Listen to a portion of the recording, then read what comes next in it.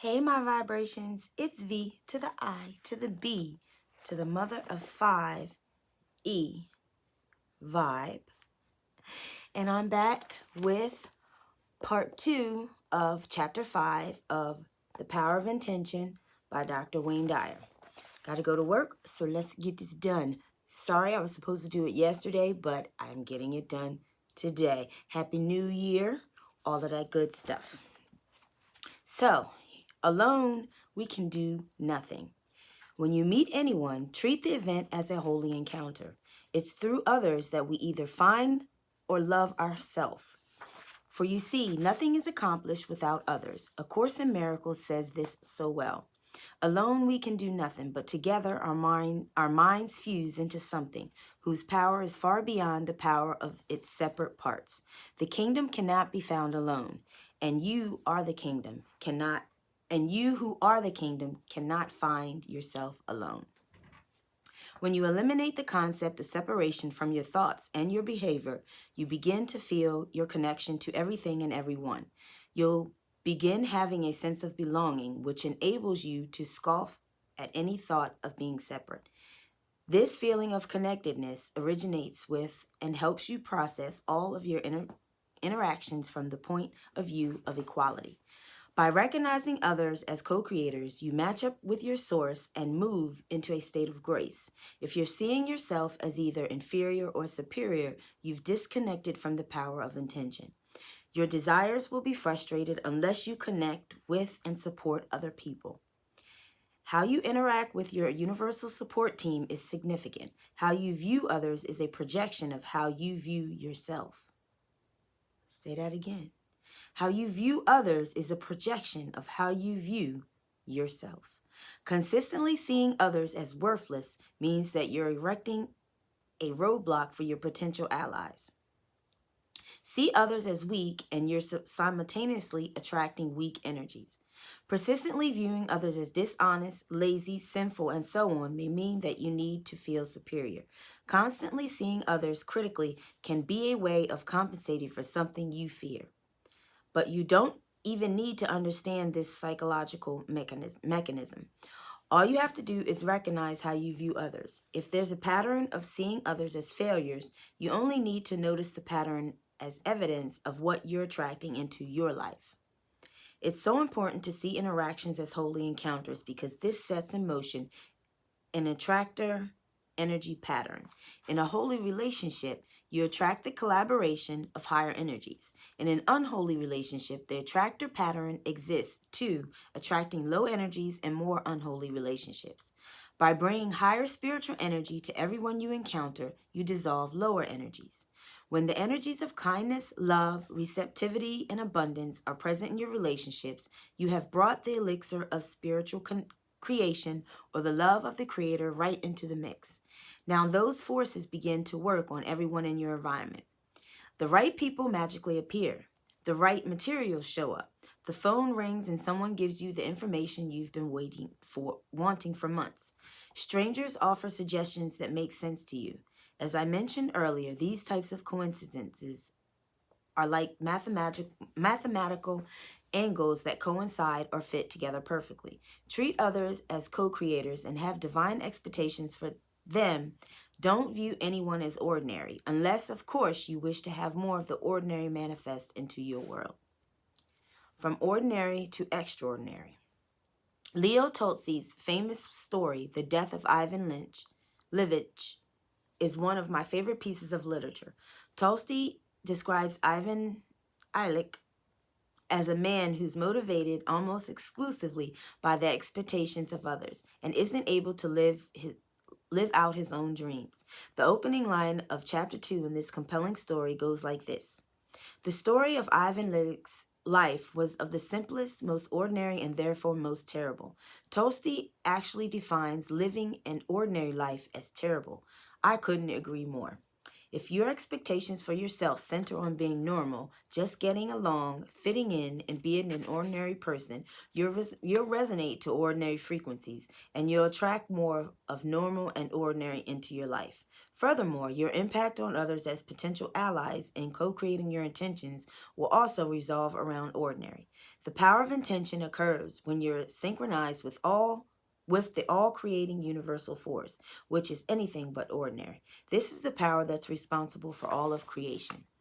It's ever expansive and thinks and creates in terms of endless abundance. When you shift to this higher energy and resonate more in harmony with intention, you become a magnet for attracting more of this energy into your world. You also have this kind of impact on everyone and everything you're in contact with. One of the most effective means for transcending ordinary and moving into the realm of extraordinary is saying yes more frequently and eliminating no almost completely. I call it saying yes to life. Say yes to yourself, to your family, your children, your coworkers, and your business. Ordinary says, no, I don't think I can do it. No, that won't work out. No, I've tried that and it's never worked before. No, that intention is impossible for me. With the idea of no, you attract more of no. And your impact on others whom you could help and on whom you could rely for help is also no. Once again, I urge you to adopt the attitude of the poet Hafiz. I rarely let the word no escape from my mouth because it is so plain to my soul that God has shouted yes, yes, yes to every luminous movement in existence.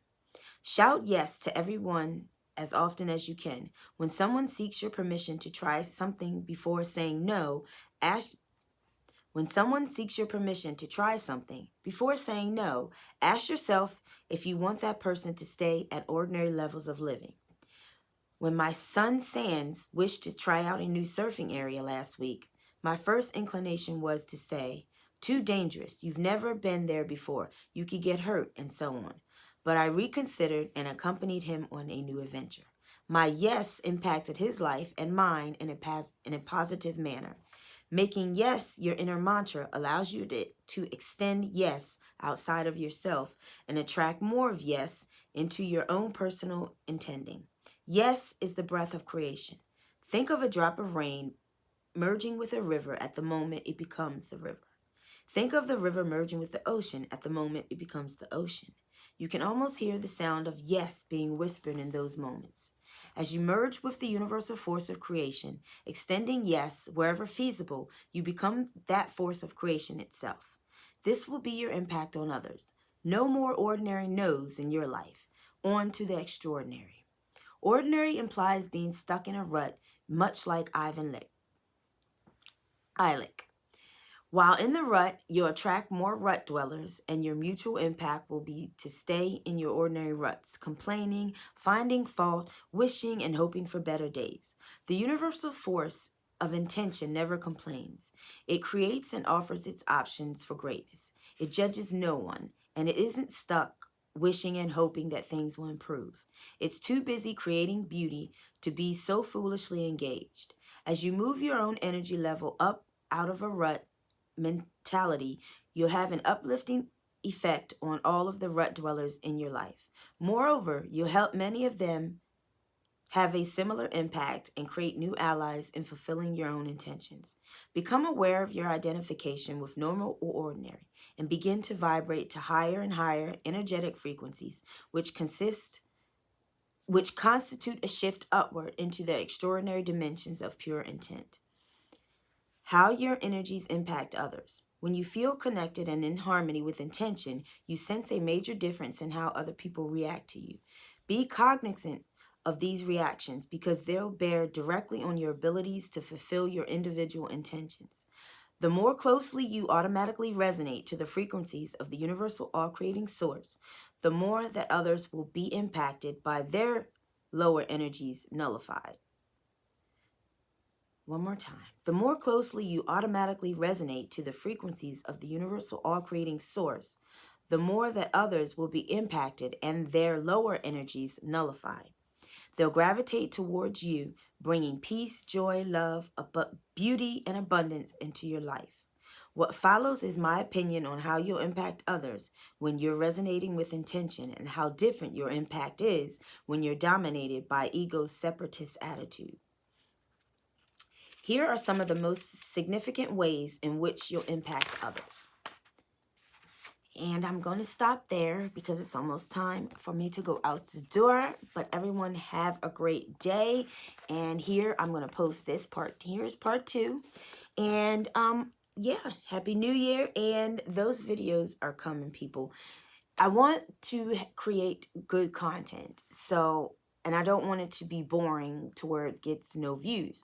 So bear with me while I get together the content. And I think the first videos that I'm going to be posting are going to be all concert footage. Okay, so it's going to be, because I need to clear up my phone.